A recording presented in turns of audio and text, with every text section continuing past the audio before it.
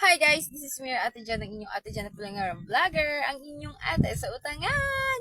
Charot lang. So, for today's video mga ka-idol, paulit-ulit kong sasabihin sa inyo ito. So, kung may mga tanong kayo about sa inyong SPay later, SPay later, cash out into Cash G or Maya, kahit ano pa yung tanong niyo mga ka-idol, sasagutin ko yun kapag nakita ko yung message niyo diyan sa aking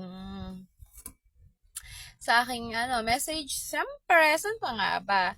Ito lang kasi mga ka-idol, hindi po ako nagko-convert ng SPay later. Ayoko po kasi na gamitin ng kung sino-sino lang yung aking Maya Business account.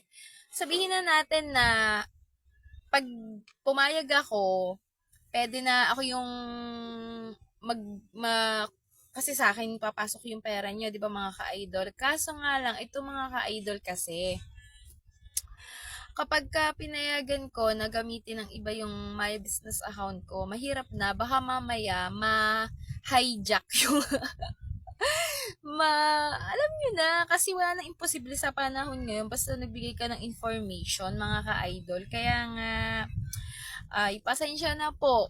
Kasi hindi po talaga ako nagko-convert or hindi ako nagka-cash out ng SPay later ng iba, lalo na hindi ko po kilala. Tapos, ito pa po yung mga nagme-message sa akin, mga ka-idol. Nakakatakot kasi yung iba naka-private account. Eh, paano na ako lalo maghahabol? Tapos, yung iba naman, may mga video nga, pero hindi naman nila mukha yung video nila. So, kahit nga pag nanonood ako ng mga live selling, mga ka-idol, hindi sila tumatanggap ng private account. Kasi nga, ano nga namang habol natin doon, diba? Kaya yun, mga ka-idol, sorry kung hindi ako nagko-convert or hindi ako nagka-cash out ng pera galing sa SPay later papunta sa my business account. Ito lang yung paulit-ulit yung sinasabi, kaya nyo pong gumawa ng my business account nyo.